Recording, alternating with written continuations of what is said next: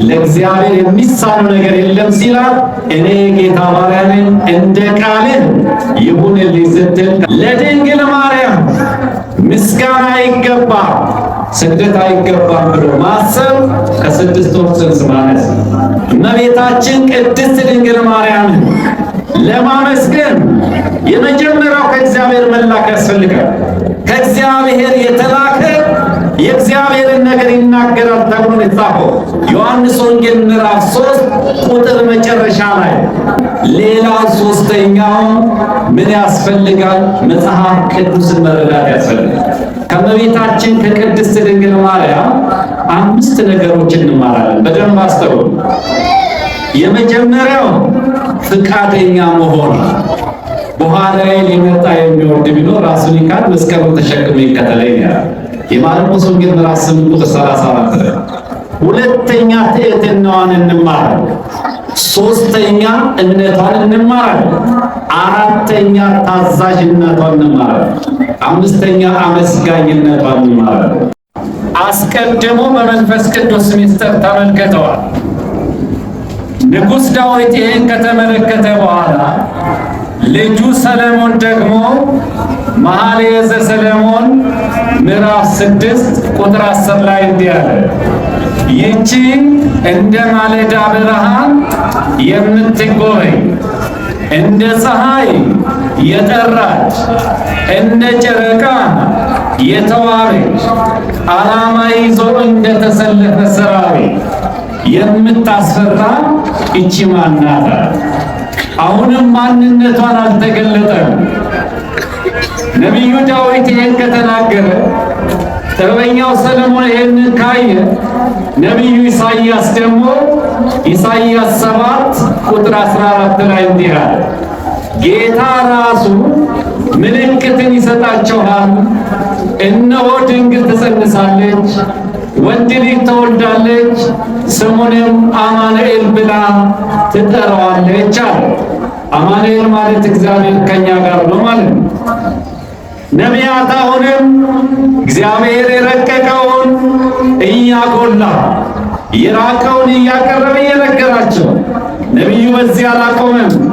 ኢሳይያስ 6:9 ላይ ደግሞ እንዲህ አለ፣ ሕፃን ተወልዶልናል፣ ወንድ ልጅ ተሰጥቶናል፣ አለቅነቱ በጫንቃ ላይ ነው፣ ድንቅ መካር ኃያል አምላክ የዘላለም አለቃ የዘላለም አባት ተብሎ ይጠራል።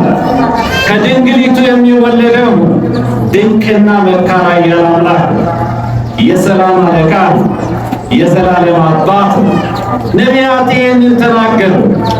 ወደ አዲስ ኪዳን ስንመጣ የሉቃስ ወንጌል ምዕራፍ 1 ቁጥር 26 ላይ ግልጽ አድርጎ መልአኩ ይነግረናል። በስድስተኛው ወር መልአኩ እግዚአብሔር ከእግዚአብሔር ተላከ ይላል። ከማን ተላከ? እግዚአብሔር ተላከ። ልብ በሉ ክርስቲያኑ፣ ከእግዚአብሔር ተላከ። ከዳዊት ወገን ከሆነች ለዮሴፍ ወደ ታጨች ወደ አንዲት ድንግል ገባ። የድንግሊቱም ስም ማርያም ነበር። አሁን የድንግሊቱ ስም ማን እንደሆነ አስቀምጥ። እናታችን ጽዮን ማን እንደሆነች፣ ድንግል ትጸንሳለች የተባለው፣ ይቺ እንደ ማለዳ ብርሃን ትጎበኛለች የተባለው ማን እንደሆነ መልአኩ ቅዱስ ገብርኤል ግልጽ አድርጎ አስቀመጠ። የድንግሊቱን ስም ማርያም ነው አለ። እንዲህም አላት፣ ደስ ይበልሽ ጸጋን የሞላብሽ ማርያም፣ ጌታ ካንቺ ጋር ነው፣ አንቺ ከሴቶች መካከል ተለይተሽ የተባረክሽ ነሽ። ይህ እንዴት ያለ ሰላምታ ማለች ድንግል ማርያም! እንዲህ ያለ ሰላምታ ለማንም ተሰጥቶ አይታወቅም። ማንም እንደዚህ ያለ ቃል ተነግሮት አይታወቅም። ቅዱስ ገብርኤል በአንድ ጊዜ ምስጋና ሰላምታ አቀረበላት ይላል። ይህ እንዴት ያለ ሰላምታ ነው! ማርያም ሆይ አትፍሪ፣ በእግዚአብሔር ዘንድ ጸጋን አግኝተሻልና እነሆ ትጸንሻለሽ። ወንድ ልጅ ትወልጃለሽ፣ ስሙንም ኢየሱስ ትዪዋለሽ። እሱ በያዕቆብ ቤት ለዘላለም ይነግሣል፣ ለመንግሥቱ ፍጻሜ የለውም ብሎ ነገራት ይላል። አስተውሉ። አሁን የምሥራች እየነገራት ነው። ከአንቺ የሚወለደው እኮ ኢየሱስ ክርስቶስ ነው። ኢየሱስ ማለት መድኃኒት ማለት ነው። የኃጢአትና የሞት መድኃኒት። ለኃጢአት መድኃኒት የለውም፣ ለሞት መድኃኒት የለውም። ከአንቺ የሚወለደው ከኃጢአት ነፃ የሚያወጣን ሞትን ድል የሚያደርገውን ኢየሱስ ክርስቶስን ትወልጃለሽ። እሱም ለመንግሥቱ ፍጻሜ የለውም፣ ለዘላለም በያዕቆብ ቤት የሚነግሥ ነው ብሎ ለእመቤታችን ለቅድስት ድንግል ማርያም የምሥራች ነገራት ይላል። እመቤታችን ቅድስት ድንግል ማርያም እንዲህ አለች፣ እኔ ወንድ አላውቅም አለች። አስተውሉ ክርስቲያኑ፣ ወንድ አታውቅም። የ15 ዓመት ብላቴና ወንድ አላውቅም ስትል መልአኩ ቅዱስ ገብርኤል 4 ማስረጃዎችን አቀረበላት። አስተውሉ፣ 4 ማስረጃዎችን። የመጀመሪያው ማስረጃ ምን አላት? መንፈስ ቅዱስ በአንቺ ላይ ይመጣል። ይሄ የመንፈስ ቅዱስ ሥራ ነው። ሥራውን የሚያከናውነው መንፈስ ቅዱስ ነው። ለዚህ ነው በማቴዎስ ወንጌል ምዕራፍ 1 ቁጥር 23 ጀምሮ ስታነቡት ጻድቁ ዮሴፍ በስውር ሊተዋት ሲፈልግ መልአኩ ቅዱስ ገብርኤል በሕልም ተገልጦ ዮሴፍ ሆይ ማርያምን ለመውሰድ አትፍራ፣ እሷ ከመንፈስ ቅዱስ ነውና የጸነሰችው። አያት፣ ሥራው የመንፈስ ቅዱስ ነው። በዚያ አትጨነቂ እያላት የመጀመሪያው መንፈስ ቅዱስ በአንቺ ላይ ይመጣል። ሁለተኛው ማስረጃ ቅዱሱን የእግዚአብሔርን ልጅ ነው የምትወልጂው። ቅዱሱን የእግዚአብሔርን ልጅ እሱን ነው የምትወልጂው አላት። ከአንቺ የሚወለደው ቅዱሱ የእግዚአብሔር ልጅ ነው አላት። ሁለተኛ ማስረጃ ነገር።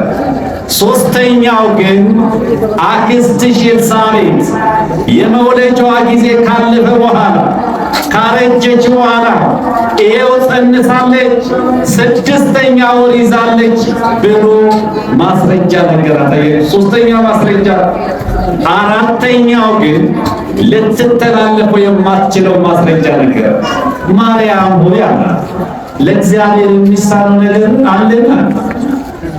እነሆ አለች። አሁን ድንግል ማርያም በደንብ አስተውሉ።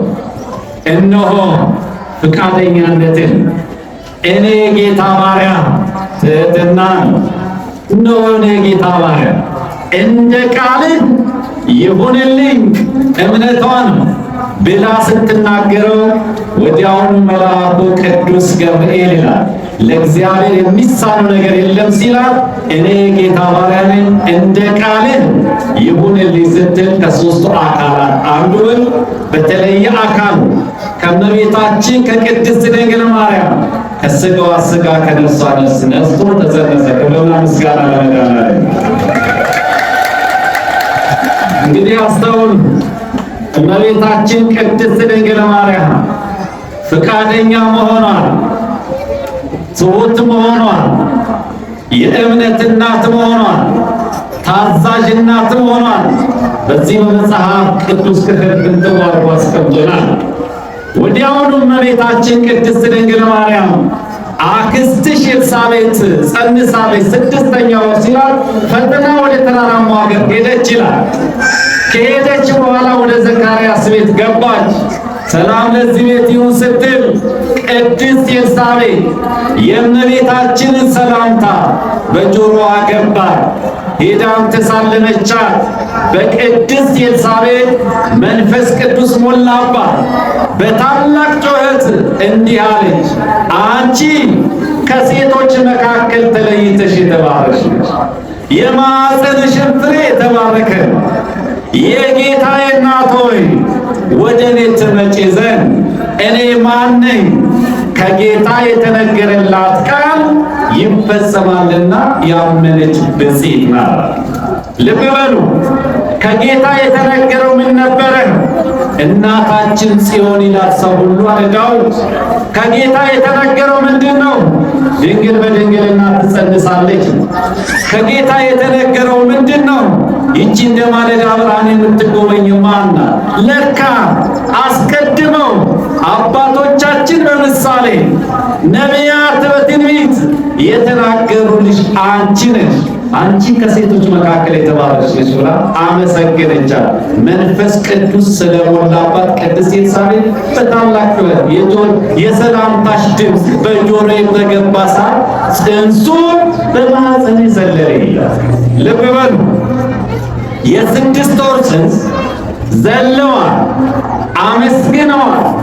ለድንግል ማርያም ምስጋና አይገባም፣ ስግደት አይገባም ብሎ ማሰብ ከ6 ወር ጽንስ ማነስ። አስተውሉ ክርስቲያን፣ እመቤታችን ቅድስት ድንግል ማርያምን ለማመስገን የመጀመሪያው ከእግዚአብሔር መላክ ያስፈልጋል። ከእግዚአብሔር የተላከ የእግዚአብሔርን ነገር ይናገራል ተብሎ የተጻፈው ዮሐንስ ወንጌል ምዕራፍ 3 ቁጥር መጨረሻ ላይ ከእግዚአብሔር የተላከ ነው። ደስ ይበልሽ ጸጋን የሞላብሽ ማርያም ነው፣ ጌታ ካንቺ ጋር ነው፣ አንቺ ከሴቶች መካከል ተለይተሽ የተባረክሽ ነሽ ብሎ መልአኩ ቅዱስ ገብርኤል ያመሰግናል። ከእግዚአብሔር የተላከ ማንን ያመሰግናል? ድንግል ማርያምን ያመሰግናል። ሁለተኛ በመንፈስ ቅዱስ መሞላት። በቅድስት ኤልሳቤጥ መንፈስ ቅዱስ ሞላባት። በታላቅ ጩኸት አንቺ ከሴቶች መካከል የተባረክሽ ነሽ፣ የማኅፀንሽም ፍሬ የተባረከ ነው። የጌታዬ እናት ወደ እኔ ትመጪ ዘንድ ማን? አንቺ የጌታ እናቱ ነሽ፣ የአምላክ እናት ነሽ፣ የኢየሱስ እናት ነሽ፣ የእግዚአብሔር ልጅ ነው ማኅፀንሽ ያዝሽው ብላ አመሰገነቻት። በመንፈስ ቅዱስ የተሞላ ድንግል ማርያምን ያመሰግናል። በእናቱ ማኅፀን እያለ መንፈስ ቅዱስ የሞላበት ቅዱስ ዮሐንስ ድንግል ማርያምን አመስግነዋል።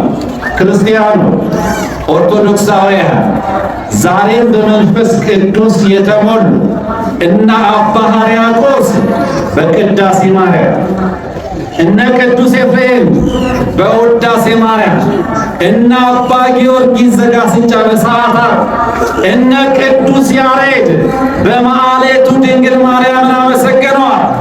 ዛሬም እኛ ድንግል ማርያም እናመሰግናታለን። መንፈስ ቅዱስ ስለተቀበልን በ40 ቀንና በ80 ቀናችን መንፈስ ቅዱስ ተቀበለን። ስለዚህ እናመሰግናለን፣ አንጠራጠርም። እመቤታችንን ለማመስገን በመንፈስ ቅዱስ መሞላት ያስፈልጋል። ሌላ ሶስተኛው ምን ያስፈልጋል? መጽሐፍ ቅዱስን መረዳት ያስፈልጋል። እመቤታችን ድንግል ማርያም በቅዱስ ገብርኤል ተመስገኝ፣ በቅድስት ኤልሳቤጥ ተመስገኝ፣ በቅዱስ ዮሐንስ ተመስገኝ አልቀርም ብላ ምስጋና ጀመረች። ነፍሴ ጌታዬን ታከብረዋለች፣ መንፈሴ በአምላኬ ደስ ይላታል፣ የባሪያይቱን ውርደት ተመልክተዋል። አስተውሉ።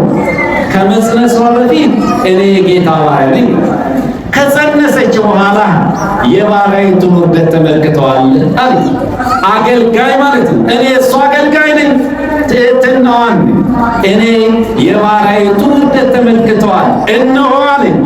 ከዛሬ ጀምሮ ትውልድ ሁሉ ብፅዕት ይለኛል። ብርቱ የሆነው እርሱ በእኔ ታላቅ ሥራ አድርጓል። ስሙ ቅዱስ ነው፣ ለትውልድ ትውልድ ነው። ለእነ አብርሃም ለእነ ይስሐቅ የገባውን ቃል ኪዳን ፈጽሟል ብላ እመቤታችን ድንግል ማርያም ጌታዋን ልጇን አምላኳን አመስግናለች። እኛ አምላካችን ጌታችን ኢየሱስ ክርስቶስ ብለን ነው የምንጠራው። እሷ ግን ልጇም አምላኳም ፈጣሪዋን። ስለዚህ እናታችን ጽዮን እንላታለን። የማን እናት ስለሆነ? የኢየሱስ እናት፣ የአምላክ እናት፣ የጌታ እናት፣ የእግዚአብሔር ልጅን ስለወለደች እመቤታችን ቅድስት ድንግል ማርያም እናታችን ጽዮን እንላለን። ልብ በሉ ክርስቲያኑ፣ ከእመቤታችን ከቅድስት ድንግል ማርያም 5 ነገሮች እንማራለን። በደንብ አስተውሉ። የመጀመሪያው ፍቃደኛ መሆን። በኋላ ሊመጣ የሚወድ ቢኖር ራሱን ይካድ መስቀሉን ተሸክሞ ይከተለኝ ይላል። የማርቆስ ወንጌል ምዕራፍ 8 ቁጥር 34 ላይ ክርስቶስን ለመከተል ፈቃደኛነት ይጠይቃል። ራስን መካድ ያስፈልጋል። መስቀሉን መከራ መሸከም ያስፈልጋል። እሷ የሁሉ እንደሚመጣ ታውቃለች። ፈቃደኛነቷን እንማራለን። ሁለተኛ ትዕግስትናዋን እንማራለን። ሶስተኛ እምነቷን እንማራለን። አራተኛ ታዛዥነቷን እንማራለን። አምስተኛ አመስጋኝነቷን እንማራለን። እመቤታችን ቅድስት ድንግል ማርያምን ለማመስገን የመጀመሪያው ከእግዚአብሔር መላክ ያስፈልጋል። ሁለተኛ በመንፈስ ቅዱስ መሞላት ያስፈልጋል። ሶስተኛ የመጽሐፍ ቅዱስን ቃል ማመን ያስፈልጋል። እመቤታችን ቅድስት ድንግል ማርያም በሦስቱ ዓለማት ተመስግናለች።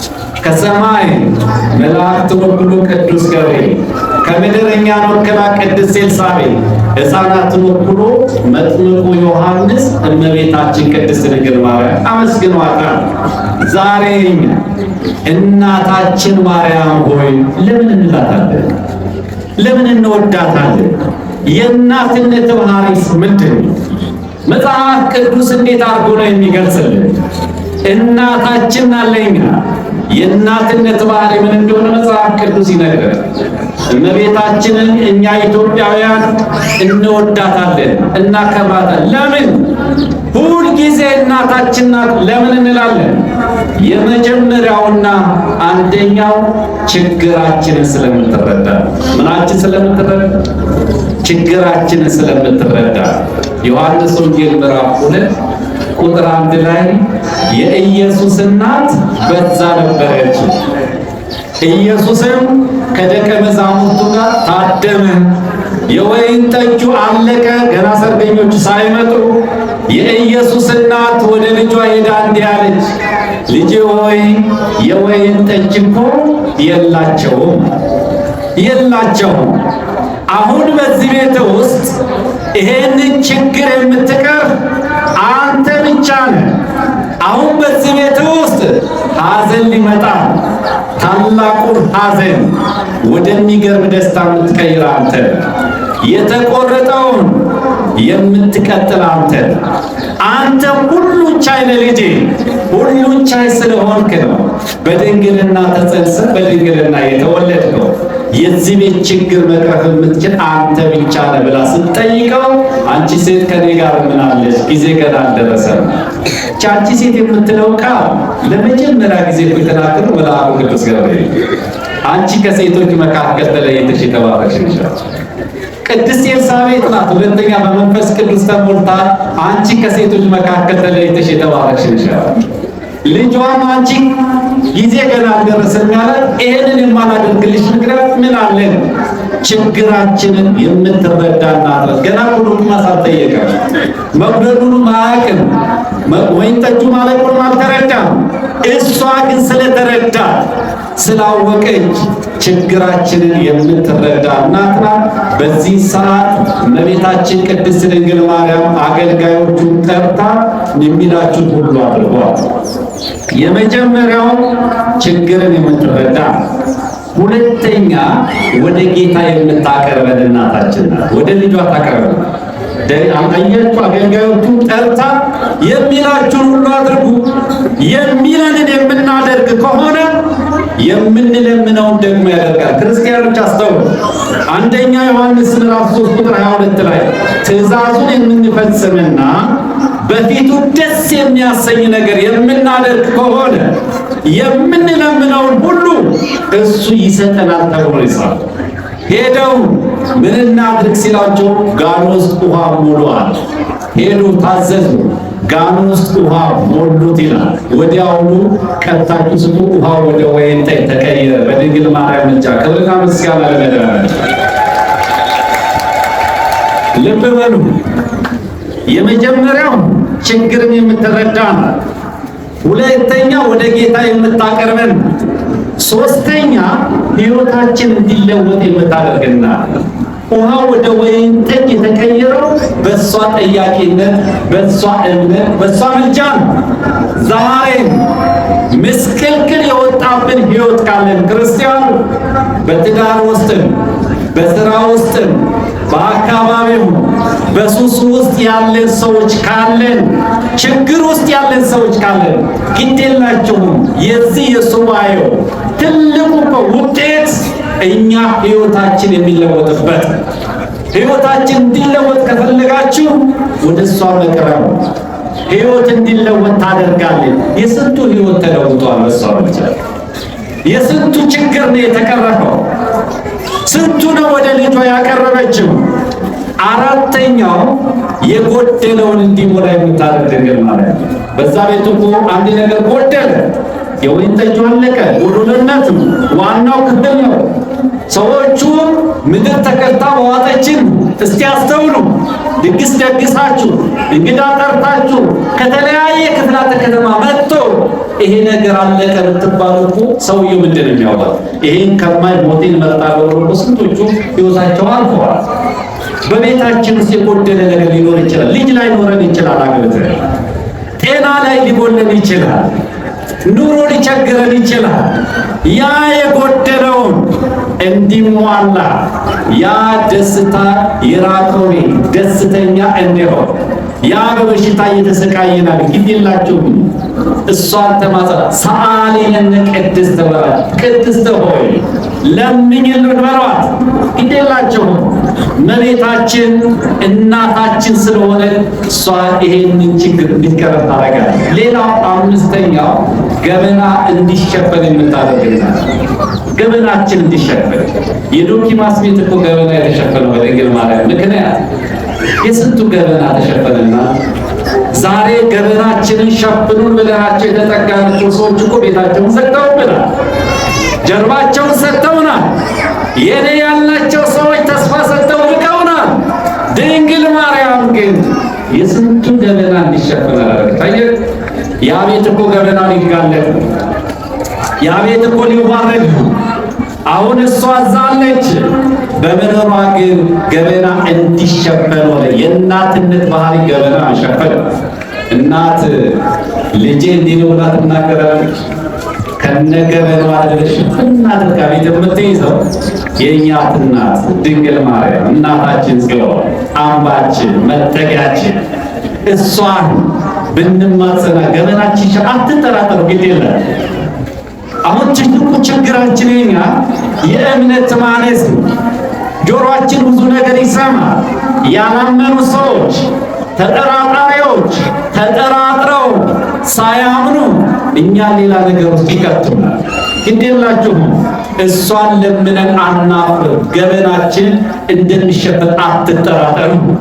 ሌላው ስድስተኛው በጸሎት የምታገዘንና ስንደክም እኮ ታገዘናለች። የሐዋርያት ሥራ ምዕራፍ 2 ቁጥር 14 ላይ የኢየሱስ እናት ይላል ከደቀ መዛሙርቱ ጋር ነበረች፣ በአንድ ልብ ሆነው በጸሎት ይተጉ ነበር ይላል። ከደቀ መዛሙርቱ ጋር ነው። ልብ በሉ 12ቱም ደቀ መዛሙርት እኮ እመቤታችን በእግረ መስቀሉ ስር ሆና ስታለቅስ ዮሐንስ ብቻ ከጎኗ እንደቆመ አታስተውሉ? ሌሎች እኮ የሉ፣ ሸሽተው ሄደዋል። ቅዱስ ጴጥሮስ ክዷል። ይሁዳ አሳልፎ ሰጥቶታል። ሌሎችም ሐዋርያት እዛ ደምሳቸው የለም ጠፍተዋል። ግን ቅዱስ ዮሐንስ በእግረ መስቀሉ ስር ስለነበረ፣ ዮሐንስ ድንግላዊ ስለነበረ፣ ዮሐንስ ታማኝ ስለነበረ፣ ዮሐንስ እግዚአብሔርን የሚያፈቅር ስለነበረ በመስቀል ላይ ተሰቅሎ እያለ መላ ሰውነቱ በደም ተነክሯል። መላ ሰውነቱ በደም ተነክሮ ያለው ሲወለድ እናቱን የተመለከተው ለመጀመሪያ ጊዜ ሲወለድ እኮ እናቱን ነው። ሲሞትም ደግሞ እናቱን አየ። በዛ በደም ውስጥ ሆኖ ዮሐንስ እነኋት እናትህ አለ። ዮሐንስም ላንተ እናት ናት። ዮሐንስ ከዛ ቀን ጀምሮ ወደ ቤቱ ይዟት ሄደ ይላል። ልክ ወደ ቤቱ ይዟት ሲሄድ እኮ ደቀ መዛሙርቱ ሁሉ መጥተዋል። ሲመጡ እናንተ ብትሆኑ ትላለች። አንድ ጓደኛ ልጅ ሊኖራቸው የእናንተ ልጅ ጓደኛ ኖሮት ልጁን ጥሎት መከራ ውስጥ ሲሆን ጥሎት ቢሸሽ ያ የምትወዱት ጓደኛ ነበረና ምን ሆነሃል ከማለት ይልቅ አይኔ እንደ ኃይል ነው ትርት ቂንቲዛ ድንግል ማርያም ግን የይቅርታ እናት ናት። እነ ጴጥሮስ ሲመጡ ሰበሰበች። ሌሎችም ሐዋርያት ሲመጡ ሰበሰበች። አብራ በመካከል ሆና ትጸልይ ጀመር። ታግዛቸው ነበር። አንድ ልብ ሆና ክርስቲያኖች በጸሎት የምታግዘን እናት ናት። አትቀየምም እሷ። እከሌ ኃጢአተኛ በደለኛ አትልም እሷ። ያ ከበደለኛነቱ ከኃጢአተኛነቱ ይቅር የሚል ልጇ ስላለ መሐሪ ስለሆነ እግዚአብሔር ይላል መሐሪና ይቅር ባይ ነው። መሐሪ ራቀ ምሕረቱ የበዛ ለዘላለም አይቆጣም፣ ለዘላለም አይቀጣም። እንደ በደላችን አላደረገብንም፣ እንደ ኃጢአታችን አልከፈለብንም እንኳን ነቢየ እግዚአብሔር ተረት መዝሙር 102 ቁጥር 8 አቤቱ ኃጢአታችን ብትቆጣጠር በፊታችን ማን ይቆማል? ቸርነትና ምሕረት ብዙ ነውና አለ መዝሙር 129 ላይ። ክርስቲያኖች ግድ የላችሁም። እመቤታችን ቅድስት ድንግል ማርያም ልጇ ይቅር ባይ መሐሪ ቸር ነው። ስለዚህ ወደ ቸር ይቅር ወደሚለው ወደ ልጇ የምታቀርበን እናት ናት። እናታችን ጽዮን ይላል። ሰው ሁሉ ነው። ሰው ሁሉ እናታችን ጽዮን ይላል። ፍጥረት ሁሉ ሰው የተባለ ሁሉ እናታችን ጽዮን ይላል። ለምን? ከጨለማ ወደ ብርሃን፣ ከኃጢአት ወደ ጽድቅ፣ ከሞት የተሻገርንባት እመቤታችን ቅድስት ድንግል ልጇን ወዳጇን ወልዳ ለእኛ ያስገኘችን ስለሆነች እናታችን ጽዮን እንላለን። እመቤታችን ቅድስት ድንግል ማርያም በሦስቱ ዓለማት ተመስግናለች። እመቤታችን ለማመስገን ሦስት ነገር ያስፈልጋል ብለናል። አንደኛው ከእግዚአብሔር መላክ ነው። ሁለተኛ በመንፈስ ቅዱስ መሞላት ነው። ሦስተኛ የመጽሐፍ ቅዱስ ቃል ማመን። በሦስቱ ዓለማት ተመስግናለች። ከሰማይ መላእክትን ወክሎ ቅዱስ ገብርኤል፣ ከምድር ደግሞ እኛን ወክላ ቅድስት ኤልሳቤጥ፣ ሕፃናትን ወክሎ ደግሞ ቅዱስ ዮሐንስ አመስግነዋል። እመቤታችን ቅድስት ድንግል ማርያም ከእመቤታችን ከቅድስት ድንግል ማርያም ሕይወት ምን እንማራለን? አንደኛ ፈቃደኛ መሆኗ፣ ሁለተኛ ትሁት እናት መሆኗ፣ ሦስተኛ ታዛዥ እናት መሆኗ፣ አራተኛ የእምነት እናት መሆኗ፣ አምስተኛ አመስጋኝ እና የጸሎት እናት መሆኗ ተብለናል ዛሬ መጽሐፍ ቅዱስ። እናታችን ጽዮን ዛሬ ለምን እንላታለን? የጌታ እናት፣ የአምላክ እናት፣ የፈጣሪ እናት፣ የኢየሱስ እናት፣ የእግዚአብሔር ልጅ ስለወለደች እናታችን ጽዮን እንላታለን። ለምን እንወዳታለን? ለምን እናታችን እንላታለን? አንደኛው ችግራችንን ስለምትረዳ፣ ሁለተኛው ወደ ጌታ ስለምታቀርብ፣ ሶስተኛ ሕይወታችን እንዲለወጥ የምታደርግና ስለሆነ፣ አራተኛ የጎደለውን እንዲሞላ ስለምታደርግ፣ አምስተኛ ላይ ገመናችን ሸፋኝ ስለሆነ፣ ስድስተኛ በጸሎት ስለምታግዘን እናታችን ጽዮን እናመሰግናታለን። የሰማነውን መዝሙረ ልቦናችን ያሳድርብን። የእግዚአብሔር ቸርነት፣ የድንግል ማርያም አማላጅነት፣ የሰማዕቱ የቅዱስ ጊዮርጊስ ጸሎት፣ ረድኤት፣ በረከት አይለየን። ወስብሐት ለእግዚአብሔር።